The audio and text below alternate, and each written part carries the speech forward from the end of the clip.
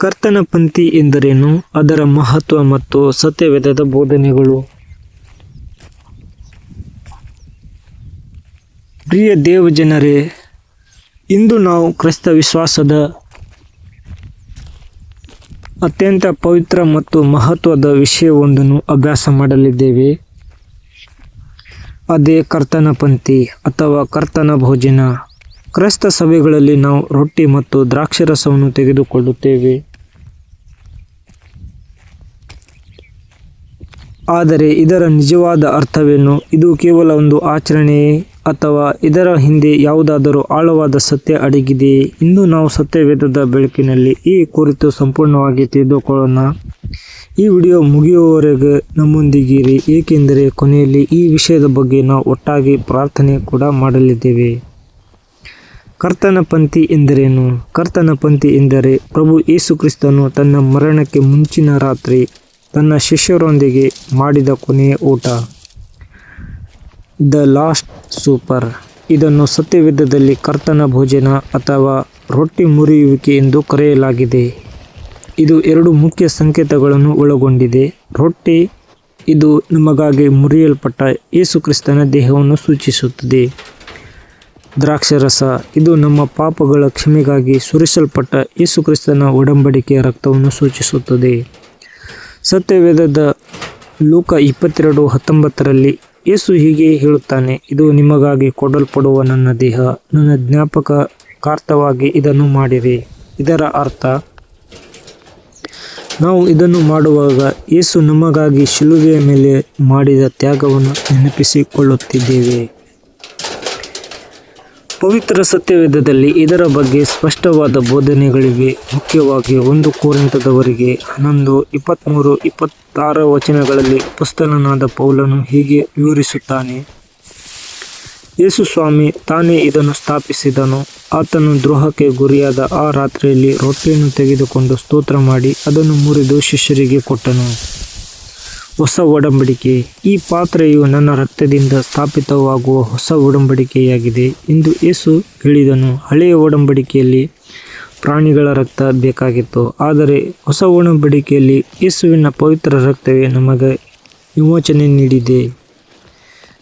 ಘೋಷಣೆ, ನಾವು ಈ ರೊಟ್ಟಿಯನ್ನು ತಿಂದು ಈ ಪಾತ್ರೆಯಲ್ಲಿ ಕುಡಿಯುವಾಗೆಲ್ಲ ಕರ್ತನು ಬರುವ ತನಕ ಆತನ ಮರಣವನ್ನು ಪ್ರಸಿದ್ಧಪಡಿಸುತ್ತೇವೆ.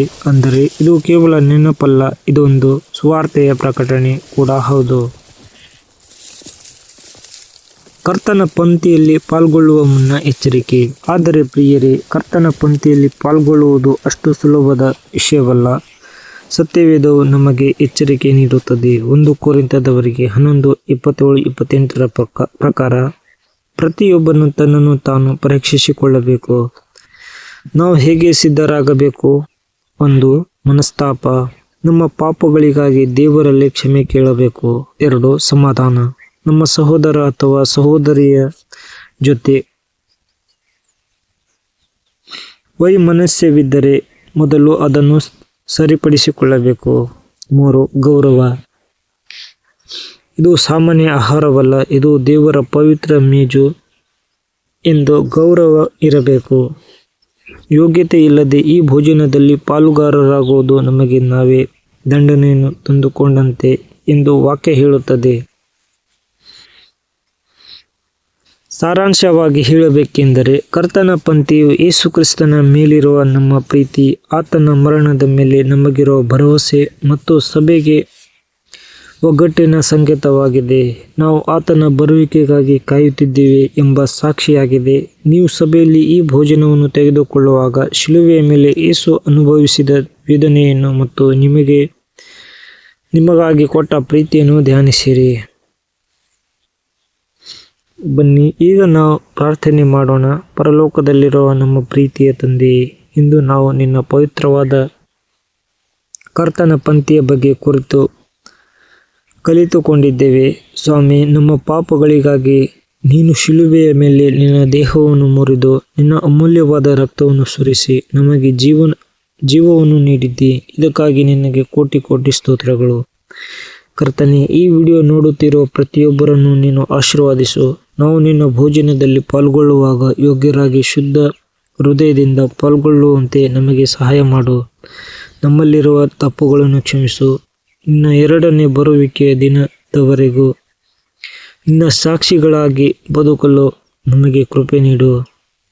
ನಮ್ಮೆಲ್ಲರ ಪ್ರಾರ್ಥನೆಯನ್ನು ನೀನು ಕೇಳಿದಿ ಎಂದು ನಂಬುತ್ತೇವೆ. ನಮ್ಮನ್ನು ರಕ್ಷಿಸಿದ ಯೇಸು ಕ್ರಿಸ್ತನ ಪವಿತ್ರ ನಾಮದಲ್ಲಿ ಈ ಪ್ರಾರ್ಥನೆ ಬೇಡಿಕೊಳ್ಳುತ್ತೇವೆ ತಂದೆಯೇ. ಆಮೆನ್.